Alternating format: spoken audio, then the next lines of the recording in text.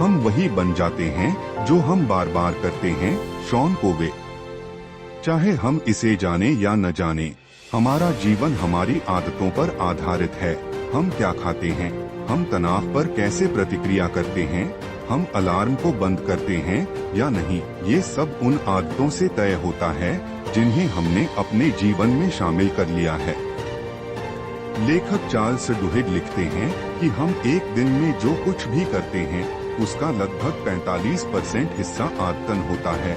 यदि आप में अच्छी आदतें हैं तो यह उत्साहवर्धक है, लेकिन अगर आपकी आदतें वैसी नहीं हैं जैसा आप चाहते हैं, तो इसका मतलब है कि आपको जो निर्णय लेने का अवसर मिला उनमें से आधे निर्णय पहले से ही आपके लिए चुने गए थे और उस पर खराब तरीके से चुने गए थे। मैं आपको यह इसलिए बता रहा हूँ क्योंकि मैं चाहता हूँ कि आप समझें कि नियमित रूप से परमेश्वर के वचन में शामिल होना वास्तव में कितना महत्वपूर्ण है। आस्था के जिन दिग्गजों को हम पवित्र शास्त्र में देखते हैं, वे इतने प्रभावी क्यों थे? क्योंकि परमेश्वर के साथ समय और उसके वचन में समय उनके हर दिन के अभिन्न अंग थे। राजा डेविड द्वारा की गई सभी गलतियों के बावजूद वह परमेश्वर के वचन पर वापस आता रहा। उसमें कही गई बातों के अनुसार अपने जीवन को फिर से समायोजित करता रहा और इसके कारण इजराइल के इतिहास को प्रभावित करता रहा। वह परमेश्वर के वचन की ओर वापस आता रहा, उसमें कही गई बातों के अनुसार अपने जीवन को पुनः समायोजित करता रहा और इसके कारण इजराइल के इतिहास पर प्रभाव डालता रहा।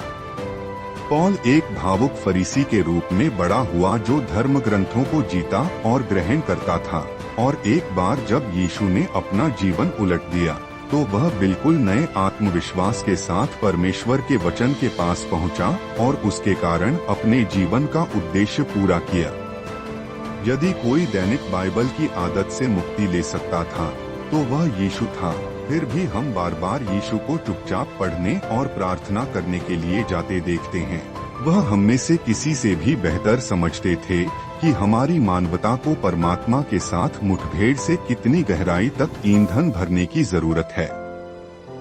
प्रोटिप, क्या आप लगातार अपनी बाइबल पढ़ने के लिए संघर्ष कर रहे हैं? इसे खुला छोड़ दें और अपने शयन कक्ष या रसोई के प्रवेश द्वार के पास रखें। इस तरह अपनी सामान्य दैनिक दिनचर्या अपनाते हुए आप चलते फिरते कम से कम एक कविता पढ़ लेंगे। एक ठोस बाइबल आदत बनाने का लक्ष्य इसे सरल, एक श्लोक और दृश्य पहले से ही खुला और आपके रास्ते में बनाना है।